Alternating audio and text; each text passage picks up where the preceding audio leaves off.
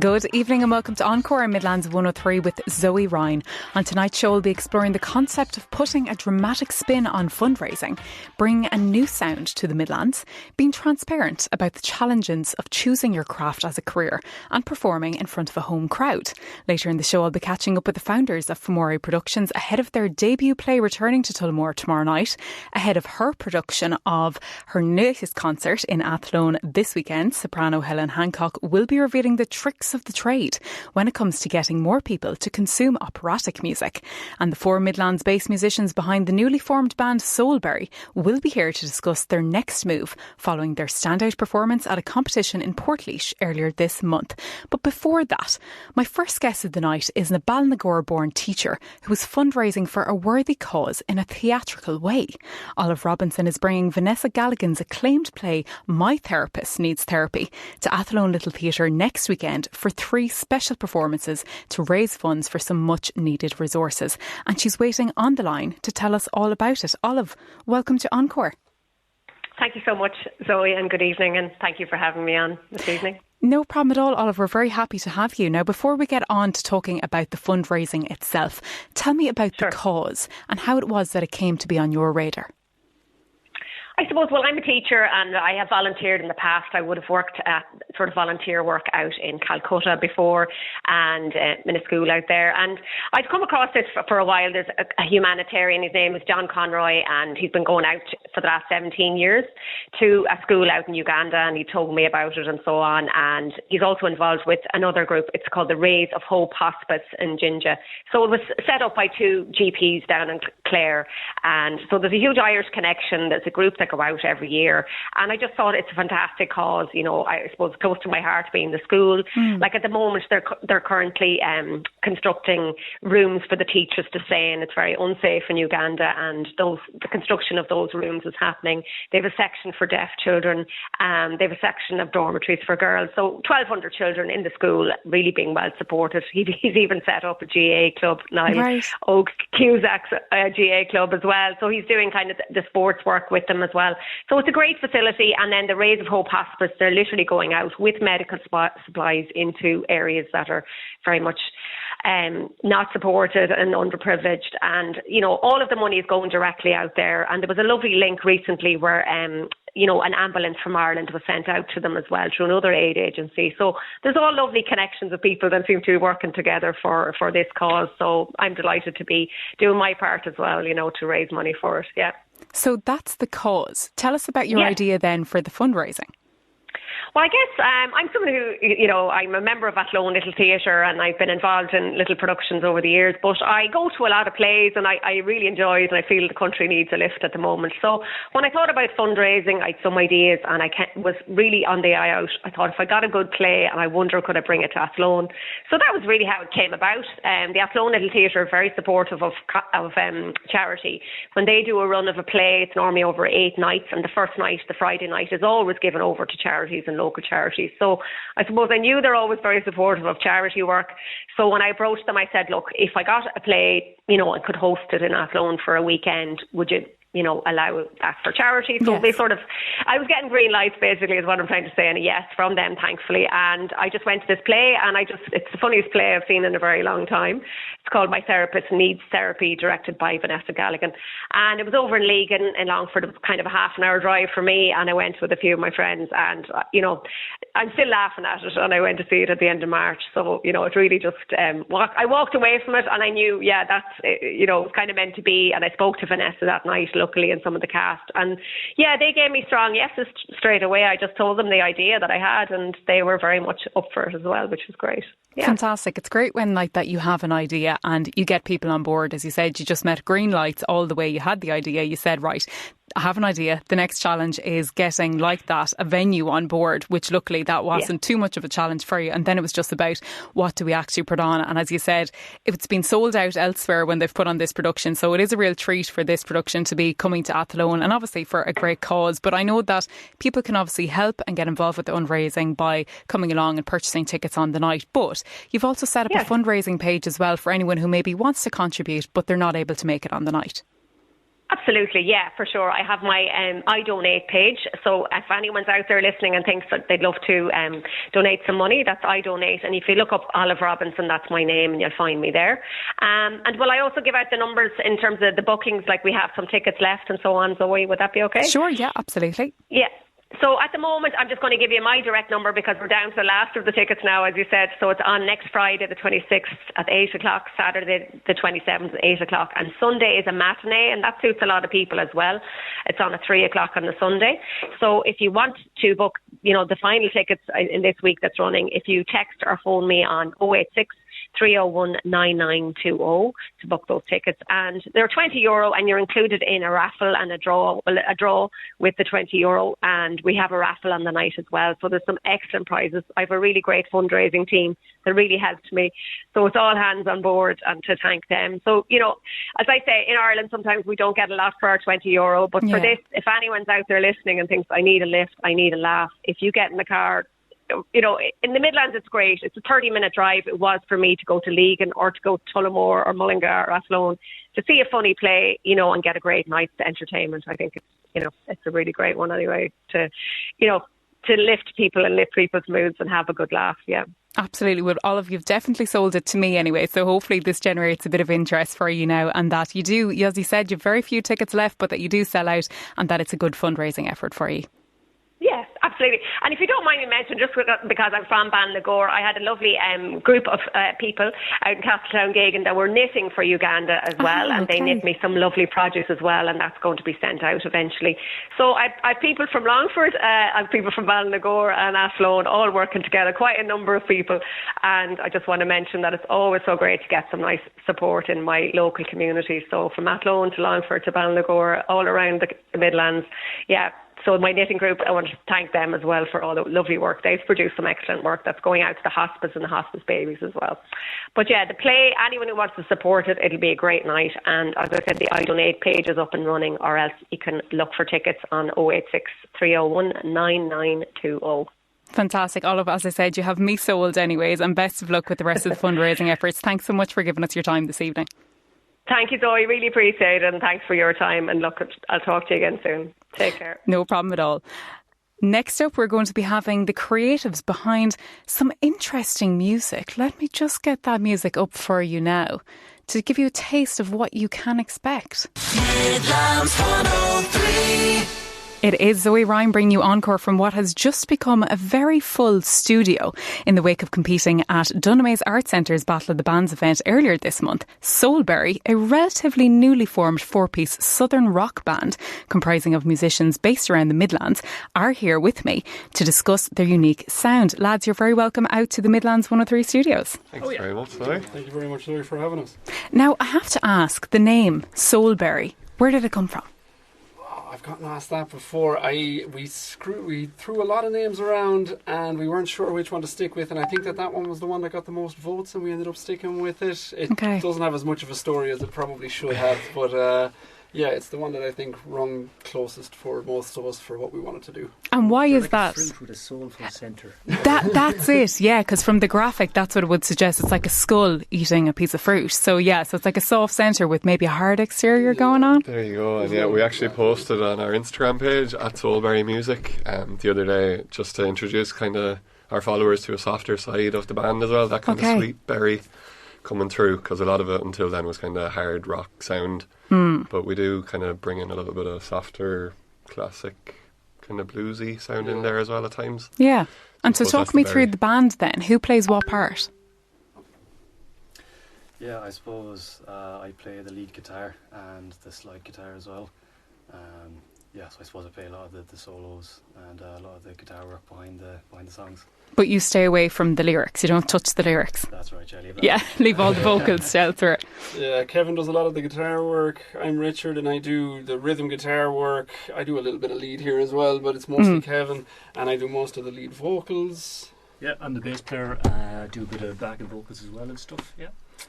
And then I'm David, I'm the drummer as well. So, and Richie does a lot of the lyrics, and then I know Kevin's writing a song at the minute as well, and I've written one called Shush with the band, and Roger is bringing a few songs in as well. So we all kind of share a bit of the songwriting, Richie has done a lot of the main kind of riffs and stuff that we've been playing so far to date. And talk to me about that sound then. So we played a couple of snippets there from some of your work to show, as you said, maybe that softer side, but also that more rock side. So individually, you have been working for some time as separate musicians, but you came together recently to say, I think this could work as a band. Where did that come from, this idea to gel your different styles together? To be honest, there's not much of a scene of sort of, I guess, heavy rock music in the Midlands, or even in Ireland in general at the minute. So we all have backgrounds, I suppose, in different genres of the rock thing. I think you'd say Kev is kind of a classic rock lead guitar specialist. Richie's more, I suppose, a metal background. Metal and classical, believe it or not. What a combo, yeah. Me, I suppose, from the bass perspective, it'd be funk, alternative rock, folk and blues and stuff. David is definitely. I was very much drummer. Pop punk, pop rock, Green Day, Blink. So if you merge those all together, you get what we have. Soulberry, yeah. I think some of the songs that'll come pretty clear as well. You can hear David's Blink-182 style influences. Luana comes through there. You'll hear the Metallica riffs coming in on some of them, and probably through my vocals a little bit as well. And on Kevin's guitar, you'll definitely hear a little bit of Jimmy Page and Slash in there. And then of course on Roger, you hear that. He just adds so many beautiful notes to some of these melodies that the guy he's like having three guys in the band sometimes. Yeah, that's unreal. So it feels like a much bigger band than what it is. That's it, yeah, and you can see some of the riffs and some of the, like we posted a couple of little clips of ourselves as individuals and then also as a band, obviously, on our Instagram again at Soulberry Music. Just to kind of give a taster of the different sounds and I suppose the different influences coming in there as well. We've so much more coming at the moment as well. We've got, we have our list of finished songs that we're happy with and we're ready to go into the studio very soon with those, and then we've a list of getting on to 20 songs that we're all working on that are at different stages of completion, and those will all hopefully get released over the rest of the year. That's what we're hoping for. I'm desperate to get an album together, but we're probably going to release it single by single. Sure, yeah, as is the way it's kind of done a lot of the time nowadays, isn't it? Absolutely, yeah. But I know you're hoping to get into the studio and I say maybe record some of those pieces and get something together across the coming months. Yes, that's definitely the plan. Yeah, we're a little bit lucky. I have some sound engineering background and so does Roger. And, these guys, Roger and David, have kids at the moment, so we have our own... time is a bit of a thing for us, but definitely when we get ready to get going with stuff like that, I can't wait to get some more stuff recorded. Yeah, and we are. Yeah, and we're working on it. We've got our soundproofing done at home as well to kind of get our demos ready, and then we'll be into the proper studio then, working on our mastering and mixing and everything, getting there. But it will be, like Richie said, we'll be doing it over the summer. We'll be getting a few kind of singles out and ready to rock, and then getting into shape. That's it, yeah. And then gigging away as well in the meantime. We've a couple of gigs lined up now as well, and I think we've one actually in Tullamore coming up at the end of the summer as well. And again, all those will be kind of announced on the Instagram page as well. But yeah, Kevin's been working hard behind the scenes as well, trying to get some gigs secured. That's right, yeah. We've a few coming up around the Midlands and hopefully around Dublin as well. So we'll be releasing all of that and on Instagram over the next couple of weeks as well. Yeah, and obviously I know Instagram and all the other social medias, they have become a big part of it now, that you can't just be a band like the way you used to just gig around. You have to do that too. But you still need to do the gigs. Yeah, and you did go for the Battle of the Bands over in Portlaoise. So why was it that you chose to go for that particular competition? Yeah, I suppose we were keeping an eye on different festivals and things that were coming up, and the Forest Fest was one that kind of rang true to us, I think, as well. I know there was a lot of indie artists and stuff on the line-up, and as Roger said, there's not too many kind of classic hard rock festivals really in Ireland. I know there's the kind of Rory Gallagher Festival and that kind of stuff a little bit later as well, but I suppose we eyed that up as an opportunity as well, and we were following some of the other original bands that were playing at that festival as well, and I suppose that just kind of came up for one that we thought we would sit well into in the lineup and give ourselves a good shot. I think our brand of hard rock as well is fairly palatable, like for the public. Do you know what I mean? Like a lot of people, they think of hard rock and it's kind of it's too heavy for them, or it has a specific sound that a lot of people don't really want. Yeah. I think we toe that line quite well. We're quite on the softer side. But that's it. It's the soul side of it, I think. Like when we were I was one of the judges at it, and behind the scenes we were told about who was coming up, and I was saying, you know, I haven't done much research into the bands because I want this to my first introduction. And as you said, there was such a mix of genres and different styles. Everything from, as you said yourselves, like the rock, there was indie, there was loads of different genres on the night. So there was a good variety. But when I heard about there was going to be a rock band, I was like, oh, God bless the ears. But when you came on, like that, he said, it was a more palatable sound. And I think when people first think hard rock, they're thinking noise. Do you know, that type of a way? Whereas this was like the blend of it, because you do very much blend, as you said, the different genres that you have backgrounds in. You can hear that in the sound. Yeah, which I think we're doing quite well with as well. And I think, you know, Roger's pretty good with the melody stuff on the low end, and he writes great guitar stuff as well. And when I'm singing it, I want to bring that hard rock element into it, but I don't want to push it too far where it's not palatable anymore. And yeah, I think it's pretty, like, we have the influences like AC/DC, Lynyrd Skynyrd, Led Zeppelin, and of course tomorrow night is Metallica. Kevin and I are going. Oh wow, okay. Yeah, field research, of course. Yes, of course. Yeah, taking notes. So I wanted to bring the southern rock, but southern hard rock, but definitely not lean too far on one side or the other. And we have that softer side that we bring to it as well. Yeah, we've good backing vocals, I think, as well. Like the three of us are mic'd up to sing as well on stage, I think, which kind of adds another melodic harmony side to our sound as well. It's not just one guy screaming heavy metal. Yeah, you're adding in those different voices. It's not that heavy, as you would have heard in the two clips that you played earlier as well. It's not. Yes.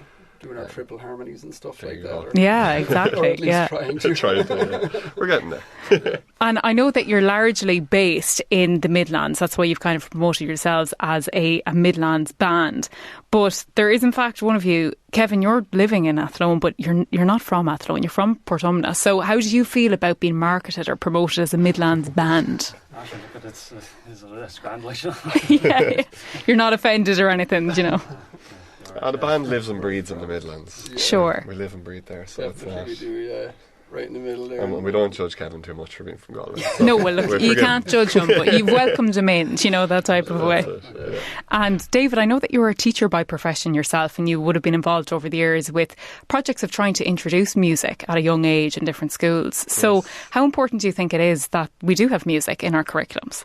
Oh, massive, absolutely massive. Yeah, like I've done after school activities and recording with students, and just to see the delight in their faces when they're writing songs, like original songs themselves, and playing, you know, really basic chords and basic notes, but being able to, especially now with the technology, we have iPads and, you know, MacBooks, and to be able to put that in the hands of a child and get them into songwriting and get them actually making music has been massive for me. Yeah, like, as I said, after school, but also during school.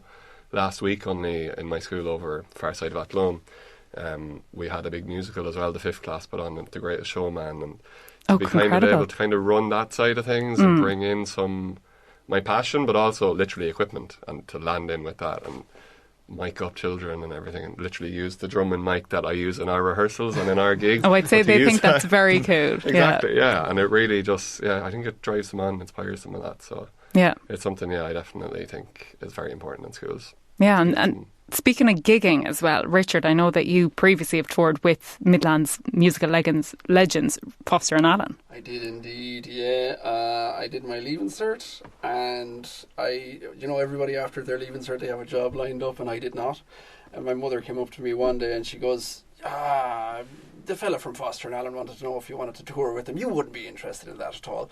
And I took me like a day or so to think to myself. I was like, no, I'd definitely be interested in doing that. Yes. And I ended up doing it, and I'm quite lucky. I live quite close to the sound engineer, so I toured with them as lights engineer. Fantastic. For about 18 months or 2 years thereabouts. Yeah. And awesome experience, fantastic. You're just always on the road in the van and getting to a new theatre every day and setting up and taking down every day. It was a fantastic experience. Living the dream at that age, I can imagine. Yes, yeah, it was really something else. Now, keep in mind, it's Foster and Allen, so it wasn't throwing TVs out the hotel window, but But it was definitely a fun time. You'd spend a lot more time playing cards than anything. Yeah, well, it wasn't your hardcore rock type of a thing. Right, so it was pretty safe for someone in their late teens. It was a good maybe entry into music for you. Absolutely, yeah. Well, to be fair, I'd already been playing music quite a while at that stage, but I was excited to be on the scene. Of course, As I said, they're legends amongst us, so absolutely, yeah. Now, I know you've said that you've got a few things in the mix here. You're hoping to get into the studio, maybe look into gigs and other festivals that you can play, but before I let you go, I wanted to ask, earlier this week I was actually speaking to a documentary filmmaker who it was one of his lifelong dreams, a musician outside of that, to play Glastonbury. And last year he managed to do that, and he brought a film crew with him to film the experience. So for him this was like a lifelong dream to be on that stage. For you, what would you say is that dream stage to perform on? For me personally, I don't know about these three guys. For me personally, support for Metallica at a massive show would be the show. Do you know what I mean? And I'm not just saying that because they're playing tomorrow night. And Kevin needs to keep an eye on you that you don't try and mount the stage to do that. He's have to leash me down, hold me back, because I might just try for it tomorrow night. But yeah, that would be that's the one for you. I know support act for another band might not seem like the greatest show, but like but what an act to support, you know? Exactly. Yeah. Hanging out with those guys backstage. What's the venue though? Oh, good question. Slane Castle, maybe? Slane would be cool. That'd be pretty Slane cool. would be good. Yeah. Crow Park wouldn't be a bad one. Something like that, yeah. What about you, Roger? What's your dream stage to be on? Jeez, I suppose I'd be relatively humble with it. It would be fantastic to, do you know what I mean? To have a hard rock band back at the major festivals and stuff. Do you know what I mean? Maybe to go abroad as well would be nice. Absolutely, supporting Metallica would be sweet too. Yeah. If they're listening. Both of that as well. Yeah. David, Kevin, what about you? Throwing anything else into the mix, or are you happy with those options? Yeah, they're pretty good. I suppose we have a lot ahead of us. I suppose we're relatively new, but if you're doing something like the Rory Gallagher Festival or any major venues around Ireland, would be fantastic. And maybe one day Metallica or Guns N' Roses or something like that. I mean, shoot for the stars, you know? Yeah. We're excited for the shows we have coming up. Those are exciting. If you want to know more about our shows, visit our Instagram, Soulberry Music on Instagram. And we're excited about the shows we're about to play, and we know they're going to get bigger and better, and we have more music coming constantly, so we're excited about that. Yeah.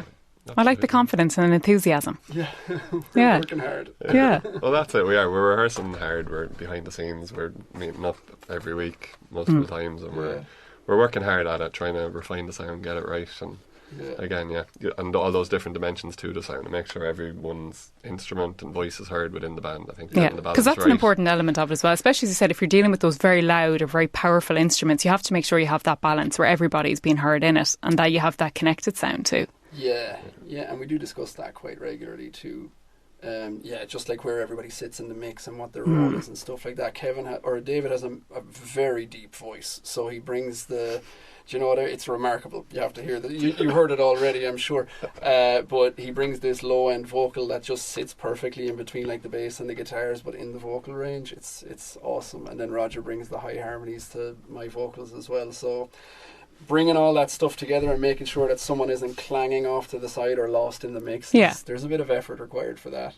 No doubt. But I think we do that quite well, to be honest. We're getting You're getting again, you'll hear all those different dimensions on the Instagram at Soulberry Music. Yeah. Fantastic, lads. It's been great having you in, and best of luck with what's next to come. I'm excited to see what's coming up next. Thanks so much for having us on. Thank you. Thank you. Still to come, we have the difficulties of being a professional singer in Ireland. Midlands 103.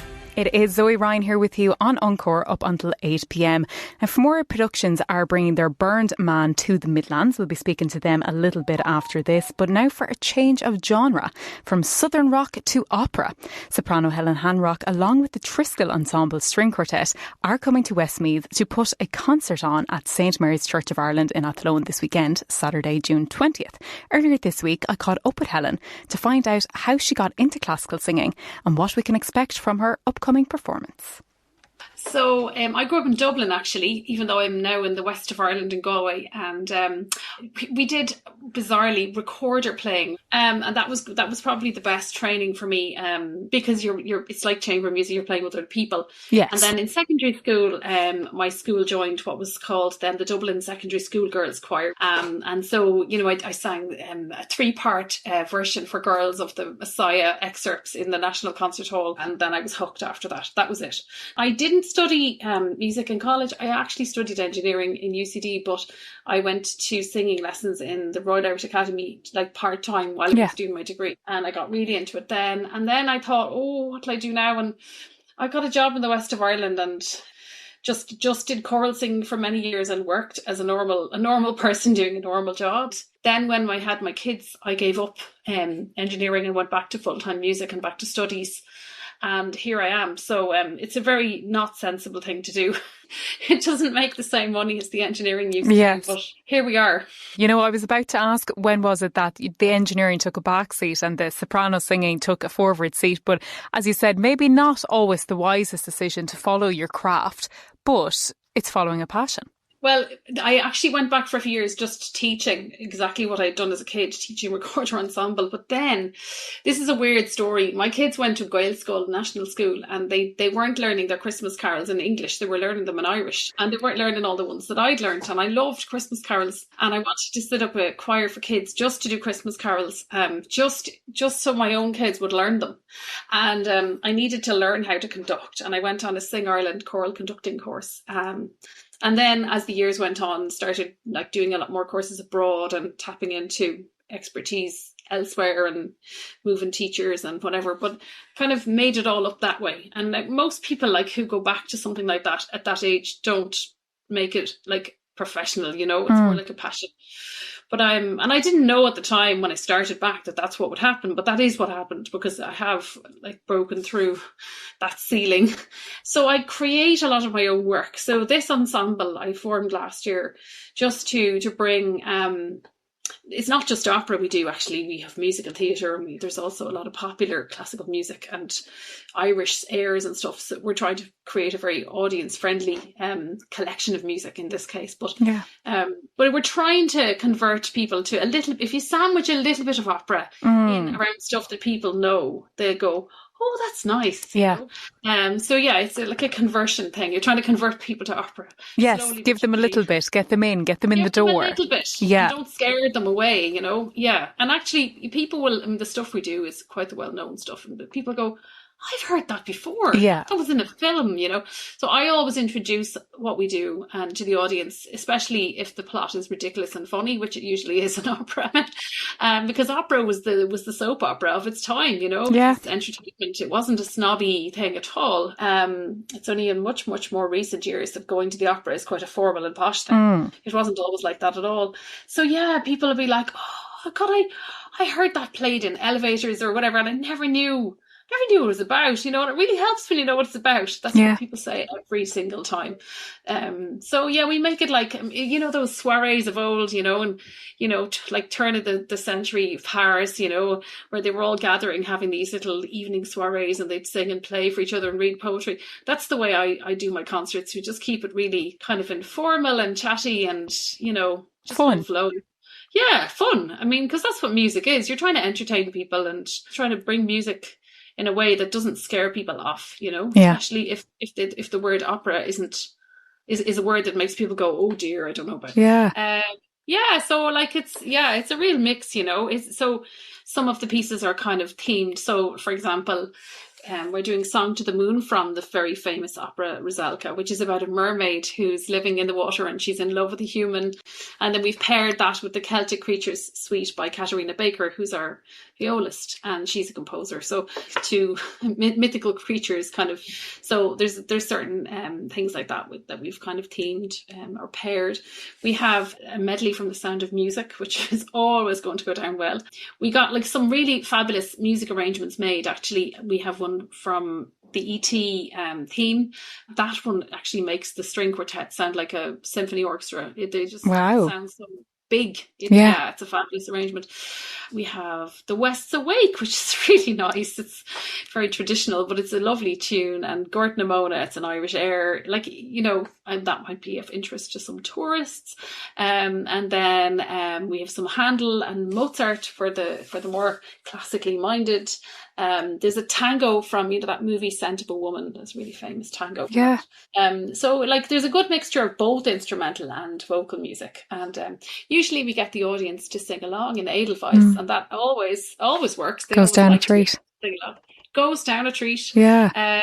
If ever there was a concert for someone to go to that thinks they might like to try some classical, but they're a bit afraid of it, there'll be enough things in there that they recognise. And I think it's really important that the audience recognise some of the music so they feel comfortable. Oh, I know that. Yeah.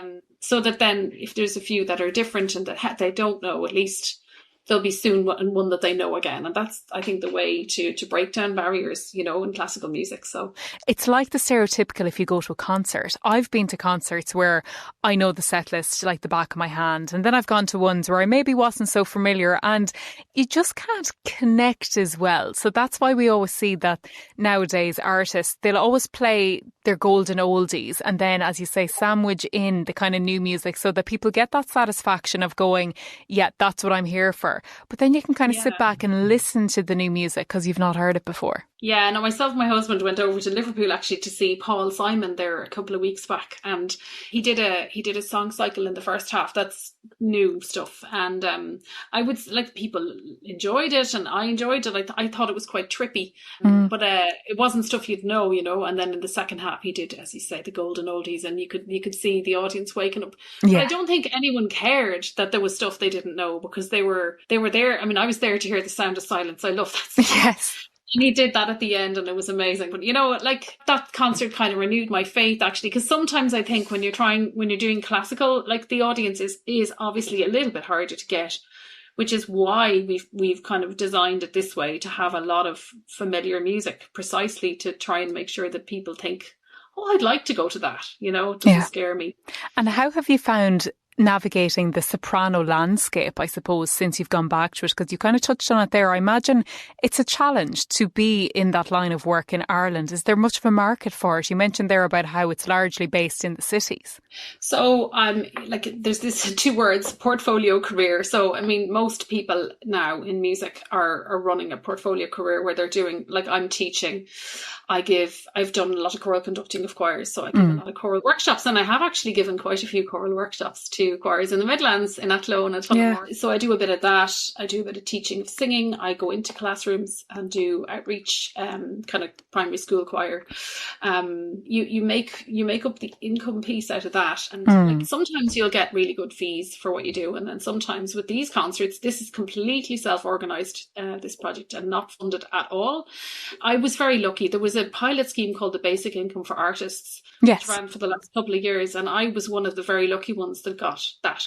And because I had it, I had the freedom to make decisions and plan things. So I set this thing up, and for the first 5 concerts, I didn't actually pay myself a fee at all. I just paid all the setup costs and the music arranging costs, and I paid the musicians. And it enabled me to get something new off the ground. So nowadays, because that basic income is now gone, we're all trying to make a little bit of money out of these concerts. But there's 5 of us on the payroll. It doesn't really pay hugely, but we're just trying to get something going. And it was inspired by the candlelight concert craze. I don't know if you'd be so much aware of that. Yes. But it fascinates me because that candle thing has broken down that barrier, and people come because of the candles, and then they hear the music. Okay, they're associating the style of music with that scene. Yeah, with the feeling of the candles, Yeah. So it's really, really interesting. Absolutely. And I'd say this, if anyone out there is listening who's thinking of going and studying music professionally, or especially singing professionally, I would say to them now, because especially if there's sopranos, because sopranos, the main voice types, there's a million sopranos. There's not a million tenors, but there's a million sopranos. You need to be very comfortable with having no guaranteed income coming in. You need to be extremely entrepreneurial and very get up and go, and take all the knocks, because, I apply for funding a lot from the Arts Council and other, and sometimes they say yes, but more often than not they say no. And you could put like 2 months of solid work into writing one of those proposals, and then it's just no. Yeah. Move on. So it's really hard. So with this particular ensemble, I said, look, let's just try and set this up and not bother looking for money, because sometimes it's just depressing. So I said, right, we'll just do it. And luckily they were all on for giving it a go. That was soprano singer Helen Hancock, who along with the Triskel Ensemble will be putting on a show in St Mary's Church of Ireland in Athlone this Saturday. Tickets can be gotten through Eventbrite or on the door. Next we'll be hearing about the story of the burned man. Midlands 103. It is Zoe Ryan with Encore, and Fomóire Productions are bringing their burned man to the Midlands. Now, you may recall back in February, leading man of the play, Tullamore's very own Daniel Murray, joined me on the show ahead of setting off on their nationwide tour. Well, they're finishing up their current run of the play in Daniel's hometown tomorrow night, and he and writer and director of the production, as well as their musical director, Patrick Fogarty and Brendan Kelleher, have kindly taken the time to join us tonight. Patrick, Daniel, Brendan, delighted to have you back in the studios. Delighted to be here. Thank you. Thanks for having us. I say delighted to be back. This is both Daniel and Patrick. You're not people to the show. You've been here before, but Brendan, this is your first time on the Midlands 103 airwaves. Indeed, yes. Happy to be here. How was it that you got roped into coming along tonight? Well, I guess the guys put on the last play years ago when I saw that, and I suppose reconnected with Dan recently, involved with some other music stuff, and Dan made to get on board for this and kind of compose some music for the Burned Man's theme. So. And would plays be something that you ordinarily would create music for, or has this been something new for you? No, totally new challenge, totally out of left field, which is a great challenge for anything music. I think you want new challenges, so absolutely delighted with it. Yeah. And Daniel, as I said, we spoke ahead of the play taking to the stage. How are you feeling about tomorrow night being in front of a home crowd? Nervous, but very excited. In fairness, look, we've done about 8 performances over 6 weeks in 6 different venues from February to March. Wow. We were on the drama circuit, the drama festival circuit as well, and we've really polished the show. So look, we're just looking forward to coming home. This is kind of going to be, not like a celebration for us, but like something that we've worked really hard for, and that I think bringing it back to a hometown crowd, not having to worry about travelling, it's just, I can't wait for it, to be honest. So. And how has it been received by audiences? You said that you've done a number of productions now away from the hometown. How have they received it? It's been positive. It's been very positive. Wherever we've went, through different crowds. We were in Galway, we were in Laois twice, Tipperary twice, Kildare, and all different ranges of demographics of people. But in fairness, it's everyone. We've gotten very positive reactions, so we're delighted. We're really delighted with it. So it's been great. And Patrick, you're the brain behind the idea. You wrote the story. How was it for you? I know it comes with the nature of being a director that you hand it over to the cast and entrust that they bring the words to life. How have they fared doing that? It's been great. I know Dan obviously for a long time, and then we have a great team behind us, from the set designers, the makeup, and there's so many of them, and then Claire Lamass and Sean Doyle, who are the other 2 actors, they bring so much to it as well. So I think it's a collaborative process. Tell me about the storyline for anyone who's unfamiliar with it. So it's about a man seeking revenge for the death of his wife. Yeah, so obviously it sounds quite dark there, and it is a dark story, but it's a black comedy really, kind of taking from that McDonagh-esque style, and trying to introduce maybe a bit of Beckett as well. So that's how I kind of cross over between Beckett and McDonagh.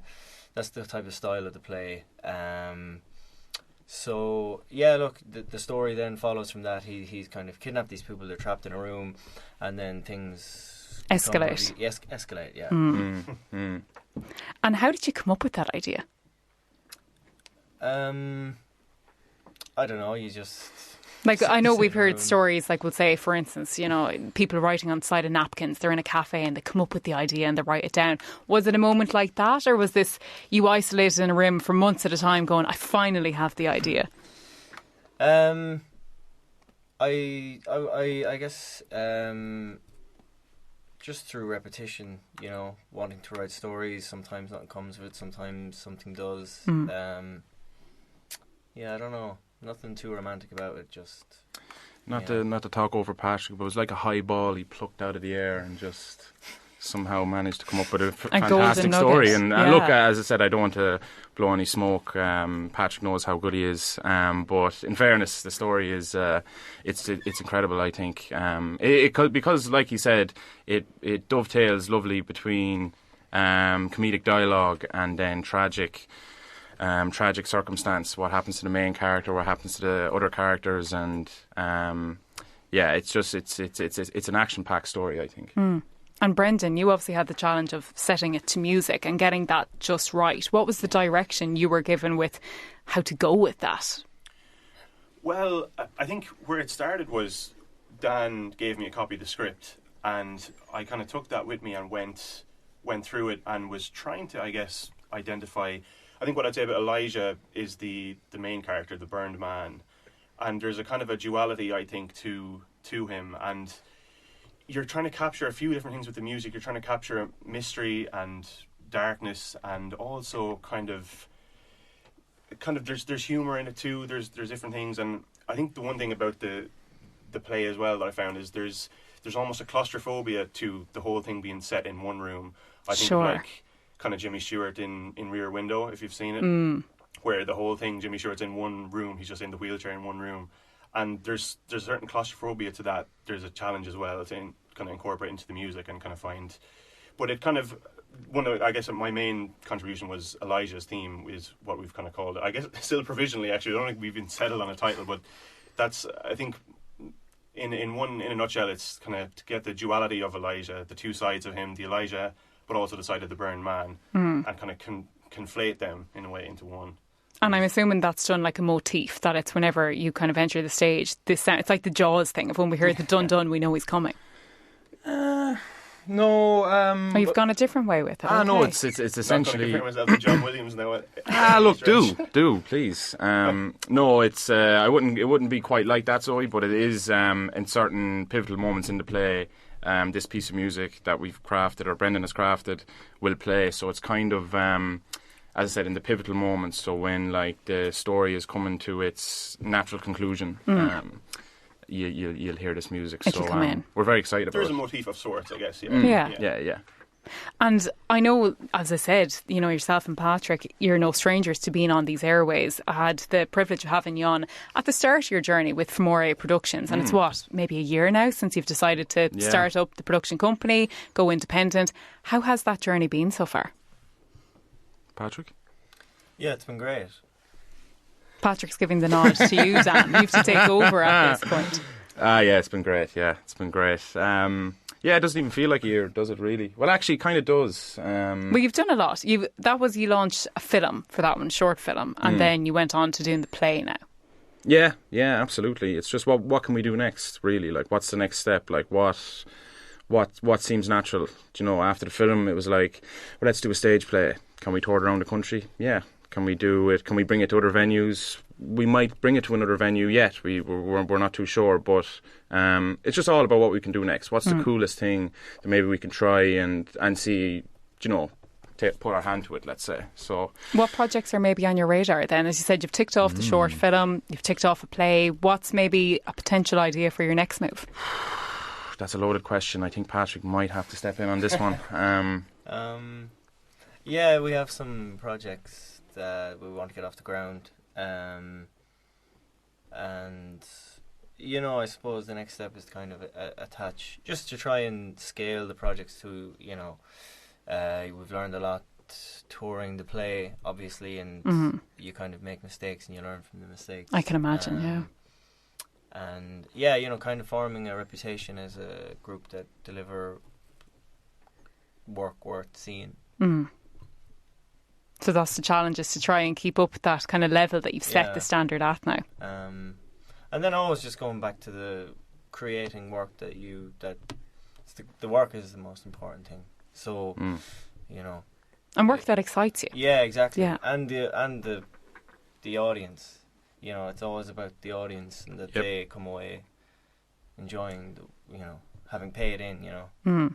And I assume that there is a kind of full circle moment for this, because I know even though the production will be taking to the Esker Arts stage for the first time tomorrow night, it was actually, the set was constructed on the Esker Arts stage. So it must feel like a very full circle moment to be bringing it back on the stage it was built for. Absolutely, yeah, no, and big credit goes to everyone involved in Esker, who've been just massive supporters of us from day one. Sean, Lee, Aisling, everyone involved up there. They're championing us really. So look, big credit there. So we were always going to bring it back, and it's just kind of nice that it's kind of the hometown venue that we're kind of ending this version of the play on, really. And Dan, I have to ask, I saw you not long ago with a full head of hair, and you really devoted to the character, and as I suppose is part and parcel with acting, you've decided, I'm going to shave my head for the role. Do you think twice about that, or do you just take it exactly as that? It's part of it.